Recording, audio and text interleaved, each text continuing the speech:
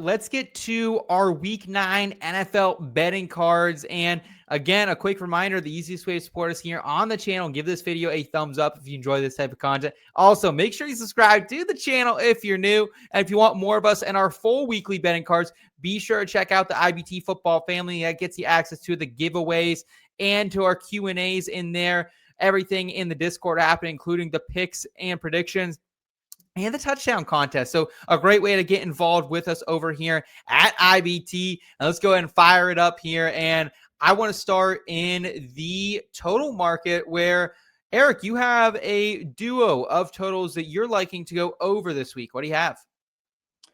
Yeah, tapping into the total markets, like you mentioned, like a couple of overs. The first are my Houston Texans going against the Denver Broncos. The total in this one set all the way down at 39.5. I like this one to go over by a fair margin. Really a two-factor consideration here. One, the Broncos have been setting the world on fire in terms of what they're able to do on the offensive side of the ball over the last few weeks. But also they are going to be without reigning Defensive Player of the Year, Patrick Surtain, for 4 to 6 weeks with a pectoral injury. So the Broncos should be able to run up the score, and the Texans have a greater opportunity to match pace with them. I think that they blow past this number pretty readily. You can get it over minus 110 from our friends at FanDuel. And then going to the exact opposite end of the spectrum, from one of the lowest totals to one of the highest, the Buffalo Bills and the Kansas City Chiefs going over 50.5 points. That is a minus 115 price tag over at DraftKings. A lot of this has to do with recent history, right? These two teams always find their way in an absolute slugfest where they are trading touchdown after touchdown after touchdown. A lot of that also has to do with recent form, where both the Kansas City Chiefs and the Buffalo Bills have not been shy about running up the score and haven't been able to limit their opponents as readily as they have in seasons past. So I think this one sets up to be an absolute scoring bonanza, and they'll make it well past that 50.5 total. Steve, you've been making your hay every single week in the totals market, specifically targeting overs. And your first one of 4 is you tailing Eric and getting a little squad ride action going down there in Houston. Yeah. I like the Texans and Broncos to go over 39.5. Again, this is the NFL, and for the most part, games go over 40 points. Like, that's the norm. This would be abnormal for them to score 39.5, less than 39 points. You know what I mean? Like, that's a really low number. And I don't like to bet on anomalies. That's like the one thing that's how I don't try to chase kind of crazy stats, right? Like, I've heard this line. I think I've used it on this show, but I'm not sure. You'll never go broke taking a profit. 39.5 is a number that I am comfortable. If they don't hit it, you know what? Great job, defenses. Like, I applaud you. In today's NFL that is built for offenses to score, I'm counting on this to go. Like, that's too low of a number for me. I'm perfectly fine taking the over in that situation. I will say this about my spread, like my over-under picks, because I do this every week, and I have been doing well with it. And this has been my approach, because you're about to see a bunch of numbers that I've given. The number that I look for is that 44.5. That line, that number, is usually the number that I'm like, I want the over on that, because 21-21 is a score that I'm pretty comfortable assuming teams will get to. And then it's just a game-winning field goal from there, right? Like, they have to score somehow, and I'm not going to count on a safety. So I basically put in my back pocket that they will score 44 points. And then I just try to bet from there.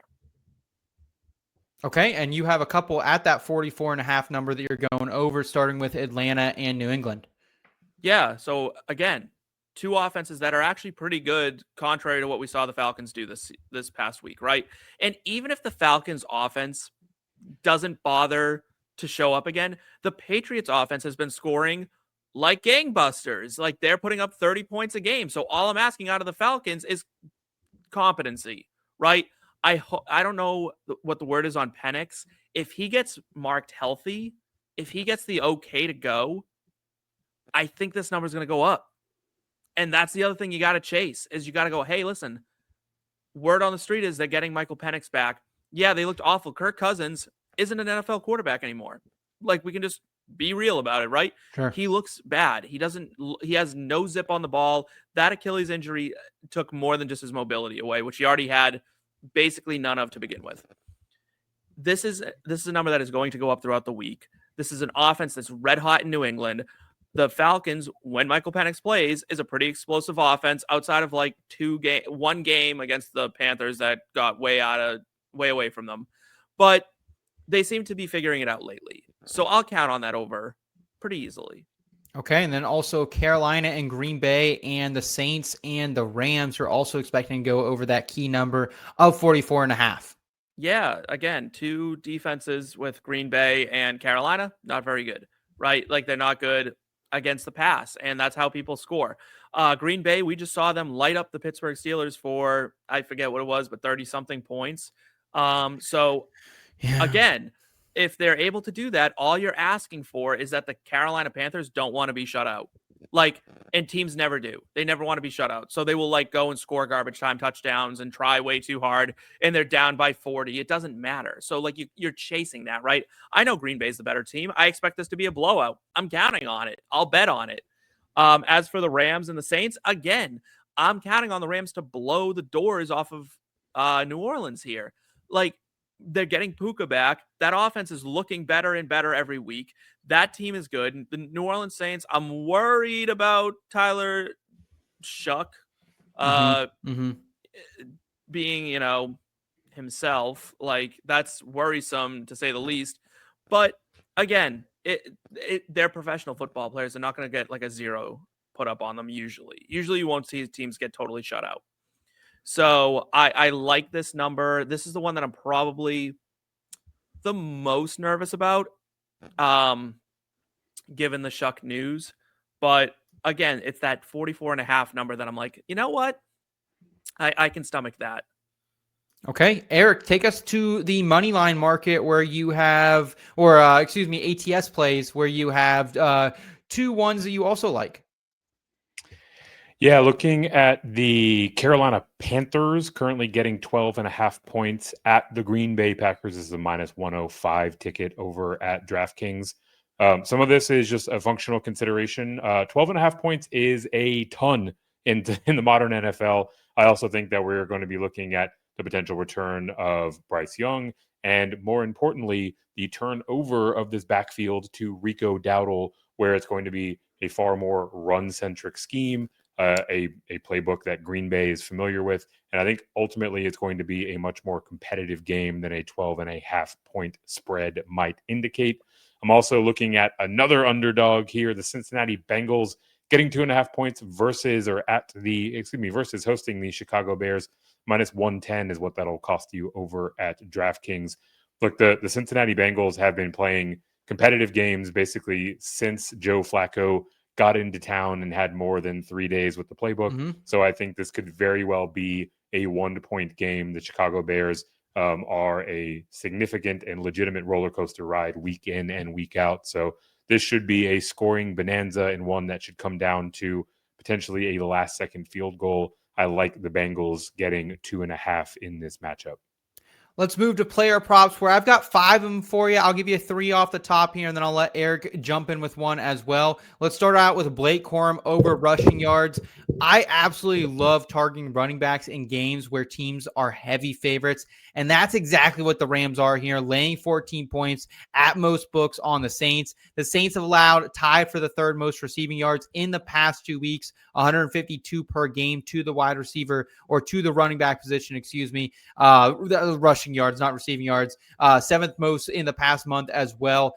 And instead of going with Kyron Williams here, who hasn't been great at cashing props, I am going to go with the RB2 in this backfield here in Blake Corum. BP projections right now, putting this at 20 flat. So if I can get anything around that 20-yard range, even if it's an alt, I'm going to smash that. 5 points, 5 out of 7 times hitting this line this season is Blake Corum. Recent game logs for running backs twos against the Saints, including Sean Tucker last week, 12 for 42. Kyle Monangai, 13 for 81. Travion Henderson, 9 for 27. And even Devin Singletary in a game where we didn't have everyone active for the Giants. He was 6 for 20. So I love Blake Corum this week. I also love Jaxon Smith-Njigba going over his receiving yards. Everyone saw what the Chiefs and Rashee Rice in particular just did to the Commies on Monday Night Football, right? Over the last month, Washington has allowed the 4th most receptions, the 3rd most receiving yards, 2 opposing wide receivers, 171.5 yards per game. JSN, it's a historic run right now, folks. I mean, this is a guy who's looking to potentially win Offensive Player of the Year, averaging 7 receptions, 117 yards per game for the former Buckeye here. And I'm going to go after the receiving yards line, as he's now averaging 16.8 yards per reception. He's hit this line in 6 out of 7 games. So give me JSN on that. I also take Rashee Rice over 6.5 receptions. I'm already down 3 units on this, plus 118 at FanDuel. We're getting this plus money here, boys. And you know how I like to drink the juice, but the props have opened for Kansas City Buffalo. So I'm on it like white on rice right now. I appreciate the books opening that up on Tuesday. We usually don't see prop lines for those Sunday games until Thursday, Friday sometimes. So Rashee Rice, the past 2 weeks since returning from that suspension, 10 targets, 7 receptions, 42 yards, and 2 touchdowns. And then he backs it up with 9 targets, 9 receptions, 93 yards, and a touchdown as well. And those were games with pretty low totals. Kansas City was in a pretty positive game script. They now have Buffalo, and Isaiah Pacheco was healthy in those games. We don't know if he'll be up for this one. The 3 most recent teams for their wide receiver ones against the Bills. Oh, yeah, Tedero McMillan, 10 targets, 7 receptions, 99 yards. Drake London, House 16 for 10 and 158 sound. And then Stephon Diggs, 12 targets for 10 for 146 as well. So wide receiver ones have been mowing down the Commies right now. So I'll go ahead and take the Buffalo Bills to once again get mowed down by Rashee Rice here on the reception line. So I'm going to keep Rice going strong there. I'm also going to keep Jaxon Smith-Njigba and Blake Corum to go over their totals. Eric, what do you like for player props this week? Yeah, looking into one prop in particular, I was hopeful that it would be posted by the time we were recording. I haven't found it anywhere quite yet. That is Justin Herbert's rushing yards. I'm happy to go over that figure probably wherever it's going to be posted at. Over the last few weeks, it's usually in the high teens or in the low 20s. And Justin Herbert has been absolutely smashing that. 62 yards last week, 31 the week before, a little bit of a dud, 2 against Miami, 60, 24, another 31, another 32. Justin Herbert has been cutting this thing loose with his legs this season to the point where he's actually the leading quarterback in the NFL at 6.7 yards per carry and is seeing a 18.8% carry share in this backfield. So in this week in particular, one more with Kamani Vidal, Justin Herbert is going to be the second ball carrying option yet again. And I like him to go over what's likely to be a low 20s line when it's eventually posted. Okay. I'm going to go back to that Chiefs game. Give me Khalil Shakir over 4.5 receptions. We've seen several above-average slot wide receivers take advantage of the Chiefs this season. Keenan Allen, 7 receptions. Zay Flowers, 7 receptions. Amon-Ra St. Brown, 9 receptions. Khalil Shakir, while he's not elite, I think he's very above average right now. And his last 3 games against Kansas City in particular, he's averaging 9.3 targets, 7 receptions, and 53.3 receiving yards per game. His lowest reception total in that span is 6. So I'm perfectly okay with drinking the juice on a line that has hit in 64% of his games since the start of 2024. Caesars right now, if you open up your Caesars Sportsbook app, not affiliated with this show, but they have a 1-unit 50% profit boost available right now for any market. So that took it from this minus 143 juicy line we were getting all the way up to plus 105. So I have a unit down on that. And also rounding out here with Colston Loveland over his receiving yards. This is slightly conditional, folks. This is more if Cole Kmet is out. That is where I'm going to run here. So I don't have this one bet yet. It's not even out there, but rough picture. Yeah. Oh, yeah. Not the best. Not the best look for Colston Loveland, but still an absolute stud potentially. And Loveland ran a career high 81% of snaps with Kmet out last week, saw 5 targets, and has 3 straight weeks with a red zone target, caught 3 for 38 yards last week. BP consensus line right now coming in around 32.5. And the Bengals, they've allowed 7 out of 8 tight ends to hit that mark this season. Brenton Strange way back in week 2, the only tight end who did not. So give me a little Colston Loveland. Again, so I'm going to go Colston Loveland, Khalil Shakir over 4.5 receptions, Rashee Rice over 6.5 receptions, JSN over his receiving yards mark when that's out, Blake Corum over his rushing yards mark, and then Eric, you are also going with Justin Herbo over rushing yards. So, gentlemen, let's go ahead and let's pull up the touchdown call contest leaderboard and see what's going on out there right now with everyone. And I gotta say, next year we are changing the rules so you can't go under minus 200 because Jonathan Taylor felt like a cheat code last week. He got 3 touchdowns, and it caused many people to rise up the board rapidly. Trav, not being one of those guys, though, found 2 touchdowns last week. One of those coming from a tight end in Hunter Henry. I can't believe who else Trav had, but a good week for Trav to stay on top of things here. Rob and James, they both went JT. They got themselves 3 touchdowns there. Steve, I give you credit, man. You didn't take the cop out there. You went with James Cook. I did as well. We both got 2 from him, and you got another one as well last week. So congratulations on that. You're now tied at the top of the board with 13. Eric, you have 10 here, trending upward still. Trash and Jake stalling out a little bit at 9, and then Ben bringing up the rear at 7. And our old pal Joe Frick last week couldn't even get on the board. So it's tougher than it looks, folks. And Eric, we're going to start out with you. You're trending up here. What do you got for us in week number 9 for the TD call contest? Again, you can win yourself a sweet plaque from our friends over at Dynasty Decks, one of the best partners we've had the pleasure of working with. They have all your needs, from whether you're doing basketball tournaments, whether you're doing golf tournaments, whether you're doing fantasy football leagues, and you want to honor the winner, and if you want to own that fantasy football dub for the rest of your life, do it with Dynasty Decks. So, Eric, let's shout out to you and get to your TD calls, my friend. Man, I would have been the beneficiary of a no minus 200 odd or greater rule, as Bijan Robinson left me holding the bag last week, trying to get back onto the straight and narrow this week. I'll start with my longer shot going to the other side of the spectrum. Plus 260 is the price tag you can get at FanDuel for my guy, Jordan Addison. Another anytime touchdown wager, one that I cashed last week for those following along in those Discord streets.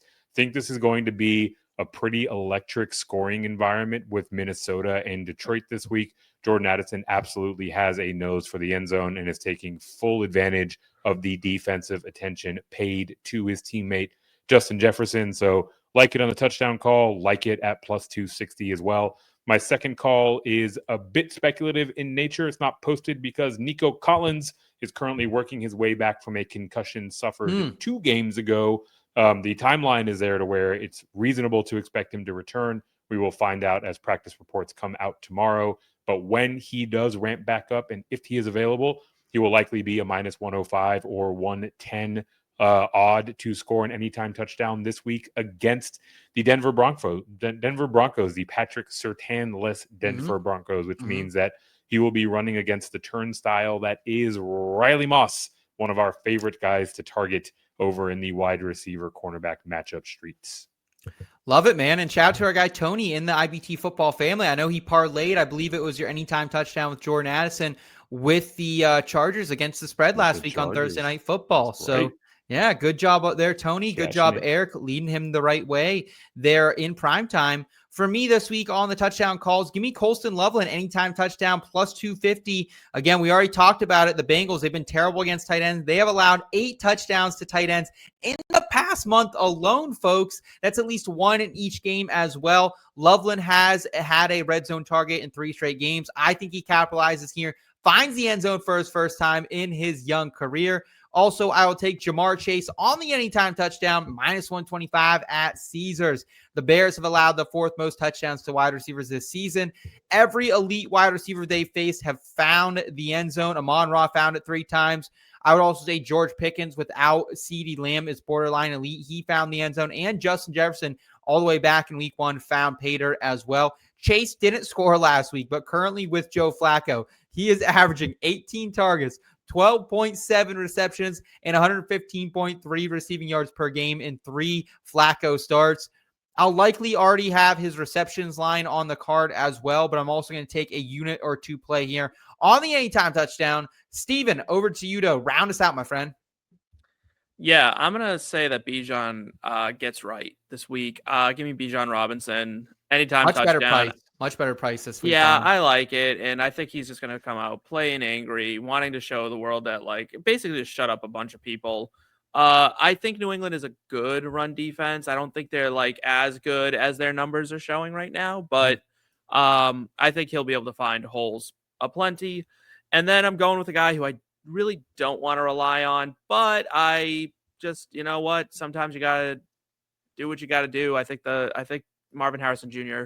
will find his way into the end zone. He has been targeted there quite a bit for this Cardinals offense. The jump ball potential is always there. As Eric likes from quarterbacks, he likes quarterbacks who throw it into the end zone. I like wide receivers who are thrown to in the end zone. So Marvin Harrison Jr. seems like a pretty decent bet to get 2 feet down and control the ball for 3.5 hours as per rule in the NFL in order to complete a catch. So I like Marvin Harrison Jr.